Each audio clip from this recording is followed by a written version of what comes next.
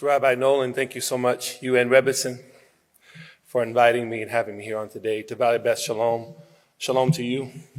I'm glad to be with you on tonight on this sacred and solemn and joyous occasion all at one time, as it's already been stated.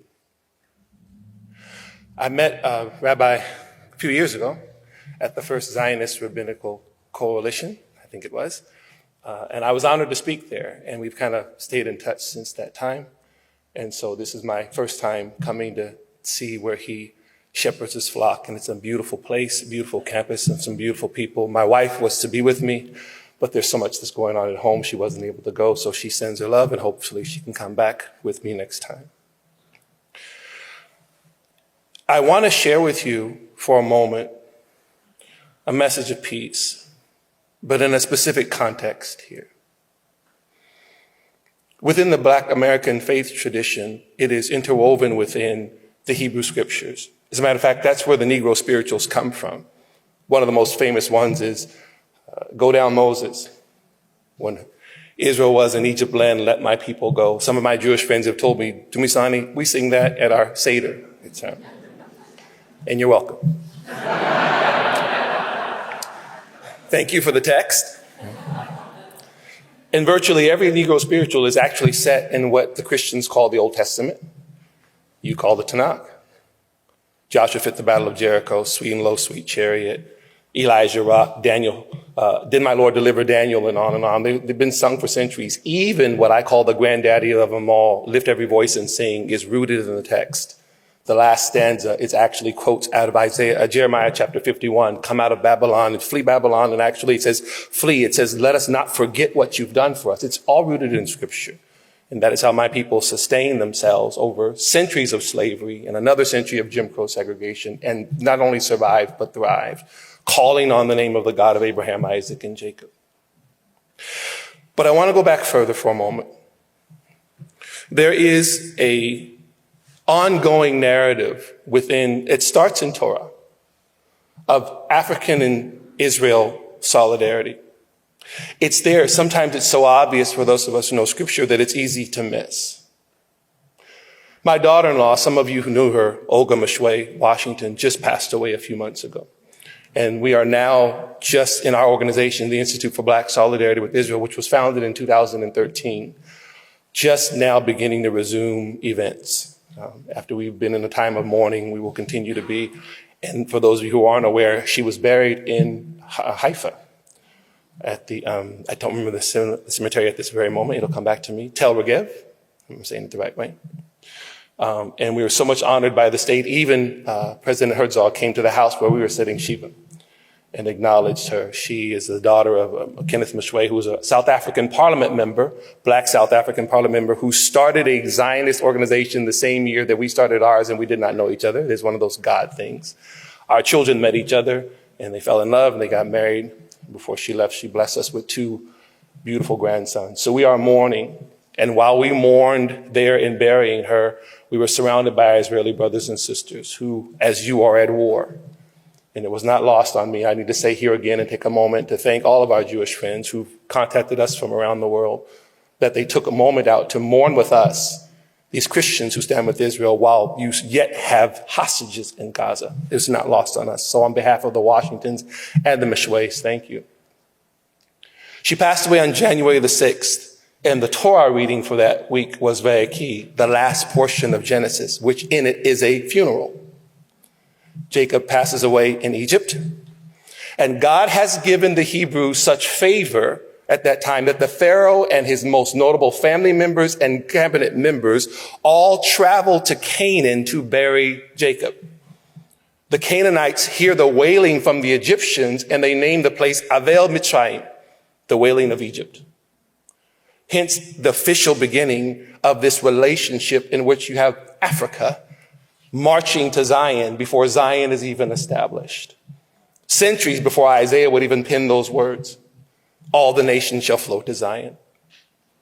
When we step into the book of Psalms 68, David, the king, and who also prophesied, wrote in Psalm 68 that starts with verse 1, let God arise and his enemies be scattered. Let those who hate him flee from among him. Verse 31, such a mysterious verse. Princes shall come out of Mitzrayim. Cush shall soon stretch out her hands to God. Princes shall come out of Egypt. Ethiopia shall soon stretch out her hands to God. Why does God underscore again the relationship that the Hebrews have with Africa? It is then, as we often say in our organization, God's prophetic call on Africa to usher the nations to Zion. Because in response to Psalm 68:31, what happens the very next generation? The Queen of Sheba comes and brings the gifts to Zion and visits Solomon. A visit that's so famous, even in our faith tradition, Jesus references it in the Gospels. The Queen of the South came from the ends of the earth to hear wisdom, to see Solomon. He actually uses it as part of his sermon. So Christians are reminded of that particular event by Jesus preaching it, and we now have it in our scriptures as well. It's recorded in the First Kings, in the Jewish prophets, and it's recorded in the Kebra Nagas, who the Ethiopians call Makeda, Queen Makeda. It's also folklore that she and Solomon had a son, Melanek, who then goes on. Side note, that's where the Rastafarian religion came from, if you didn't know.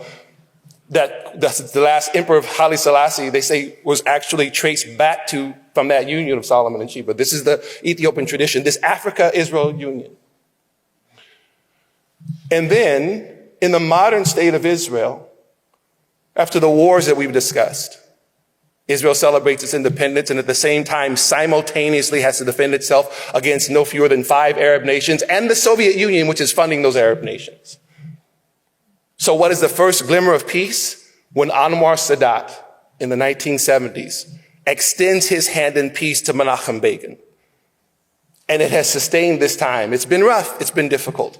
But that was the beginning of the Arab world in any form decades before Abraham Accords. And who was Anwar Sadat? Egyptian, and his mother was Sudanese. Princes shall come out of Egypt. Cush shall soon stretch out her hands to God. He embodied Psalm 68, both Egyptian and Cushite, both Hamite, these nations embodied in him as he comes and stands in the Knesset. And as we all know, if we know our history, gave his life. He died not soon after that for making peace with Israel. And we see that price is always very high. In Isaiah 2, it's amazing that in your synagogues you sing the Ki Mitzion each week. Based in Isaiah 2, Ki Mitzion tetzet Torah u'devar na'am Yerushalayim. Out from Zion goes forth the law and the word of the Lord from Jerusalem. One of the most other renowned black gospels. I'm going to lay down my burdens down by the riverside, down by the riverside, down by the riverside. I'm going to lay down my burdens down by the riverside and study war no more. It's funny, we would sing that every Sunday while you sing the Ki Mitzion every Shabbat. We're singing from the same text, just different perspectives. And what does that come from? Isaiah 2, verse 2. And it shall come at the end of days that the mountain of the Lord's house shall be exalted above every other mountain, and all the nations shall flow to it. And the nations shall say, come, let us go up to the mountain of the Lord, to the house of the God of Jacob, and he will teach us of his ways, and we will walk in his paths. For out from Zion goes forth the Torah, and the word of the Lord from Jerusalem. And he shall decide for many peoples and judge among the nations. Swords shall be beaten into plowshares, spears into pruning hooks. Nation shall not lift up sword against nation, neither shall they study war anymore. Long before we get to a Dr. King and Joshua Heschel, long before we even get to a Booker T. Washington and Julius Rosenwald, in which that black-Jewish synergy was so defined during that whole century, we have in the text the calling on those of African descent to usher the nations to Zion. It's a divine call. Those men, those great giants of history that I just mentioned, were actually walking out what has already been ordained in the scriptures. So that on the fateful day of October the 7th, 2023, what Hamas did in Israel happens to Christians in Nigeria every week, Christians in Sudan every week. So when they saw the GoPro videos There were Christians throughout Africa and out the African diaspora who recognized that viscerally and doubled down on their stand with Israel, that the extremists who came for you come for us, and we stand with you against the hatred, against the violence. This is what has resonated. And this is what is actually growing and expanding. In the midst of the tragedy, what we are seeing now more than ever before, both within Africa and then throughout the diaspora, what I mean by that in the UK, African pastors, African-American pastors and leaders who are understanding. Some of you may be aware, I don't remember the name of the kibbutz specifically, but there was one particular video that went very, very viral. And they were of two Tanzanian East African students who were at the kibbutz there in Israel, who were agricultural students. Of all the horrific things that happened that we've seen and we continue to endure, and standing with you. One young man whose name was Joshua, that's my son's name. They're about the same age. Hamas videoed themselves butchering him in a way that I won't even describe here. And then after he was already dead, continuing to mutilate his body. Laughing, joking, calling him on a bed, a slave, and posting it. When that video went viral, there were other black Americans and other people of African descent who felt they had no dog in the fight when they saw how they rejoiced in destroying that African young man who was not Jewish, who was not Israeli, just in the wrong place at the wrong time, learning this trade from Israel that he was going to take back to Tanzania and start his own agricultural business. Many of them reached out to us. The Institute for Black Solidarity with Israel said, I've been following what you've been doing. I want to know more.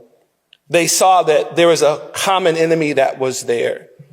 For many of them, we would sit down and have this conversation that I've had with you here about what the scripture actually says about what the role of these people of African descent is supposed to be. Not in a lauding over, but what it actually means to usher in, what it also means. As a matter of fact, when Isaiah wrote those words, it was during the 8th century BC. But when Africa was already marching to Zion, it was centuries before. Centuries before God gave the invitation to all the nations, the Queen of Sheba already went. The Pharaoh already marched to help bury Jacob. There was what God was actually saying. They were actually embodying it at the time. Not only are you not alone, we are committed to, more than ever before, making these things known. And when we have these conversations with black pastors across the country, who some aren't aware or just being reminded, it stirs something in them. It reminds them of the truth of Scripture and what our role is to be. When Isaiah penned those words and those songs that are sung, it is a reminder of what God has already said. So there's peace. And we work towards it, even in the midst of the very difficult and horrific things that are happening now. We believe, because of what the Hebrew prophets have said, that the nations will flow to Zion and that there will be no more war. It's just incumbent upon us to do our part to make that happen. So please know that there are many who stand with you. Don't have the time. Often I told Rabbi, we talk about this a lot. They'll ask, why are you doing this? What are you? And I don't have time to get into the whole thing, but let me just say simply, my first trip to Israel was December 2012.